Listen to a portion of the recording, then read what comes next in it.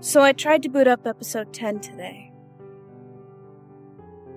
It was corrupt, to say the least. It was able to start up, but it had no audio, and the first half was so badly compressed that it was hardly viewable. The next part was just plain static until the end of the video. However, episode 11, called Happy's Trick, was actually watchable. The intro was just some weird, offbeat carnival music with Happy doing his death smile at the camera. The episode began with him in his van, driving on a winding road, but as the episode went on, scars started to appear all over Happy's body. Eventually, he reached the playground where many children were at play. He jumped out, looking like he was ready to abduct all of them, and said, "Hey kids, who wants to see Happy do a magic trick?" Like brainwashed zombies, the kids cheered and ran into his van. Happy closes the door and drives away from the playground. After a few minutes, the van came back and the side door opened, revealing a motionless and expressionless Happy covered in blood. The scene was making me feel extremely nauseous, so I skipped to the end of the episode. From what I saw, the rest of the episode was him watching TV and reading the news, with random zoom-ins at the newspaper. I'm guessing that they're predictions like episode 9, but after that episode, I'm not going back to read them.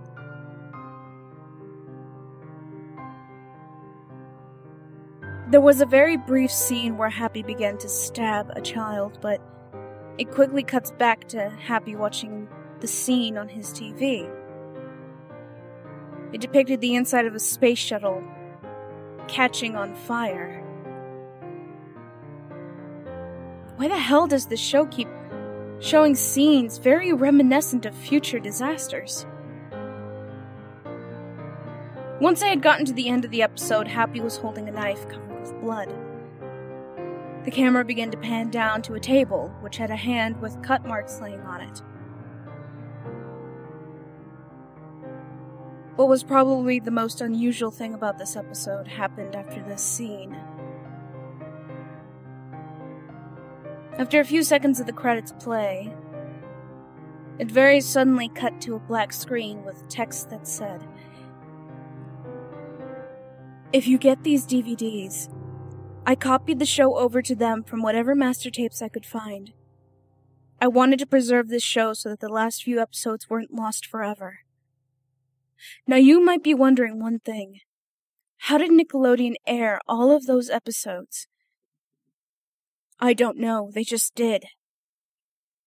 But if you want to know more about the show, including its fate, see me, KC.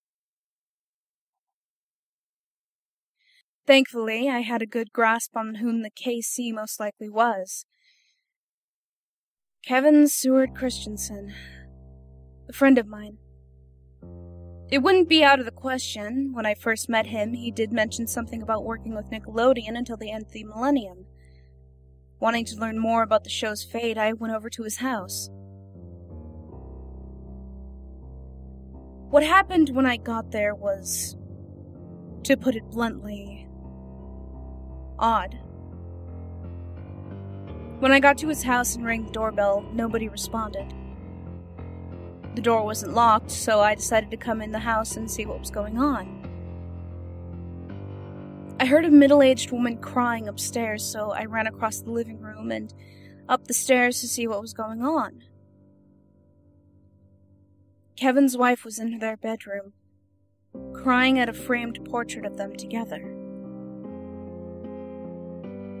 I walked in and asked her what had happened, trying not to startle her. And she replied with a very worrying answer.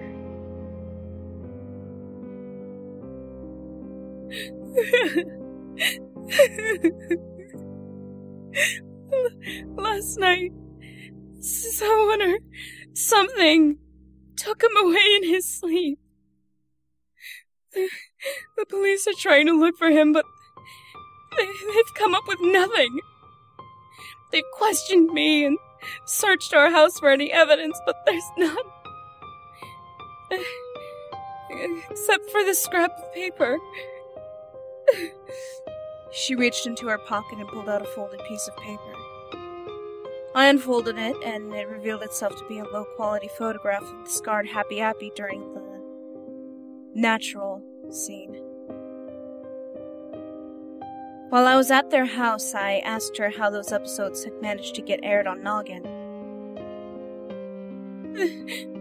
This man had drugged the producers. He was going to...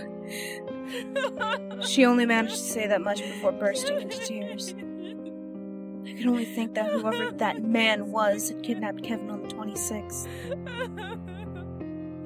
After comforting her, I left the Christensen household and walked off. Once I started to get near my house, I was startled by the noise of a gunshot nearby. I instantly ran to my house, fearing that whoever kidnapped Kevin and killed his wife was trying to chase after me. Before I closed the door, I took one last glimpse at the bushes on the other side of the street. In one of them was a mutilated arm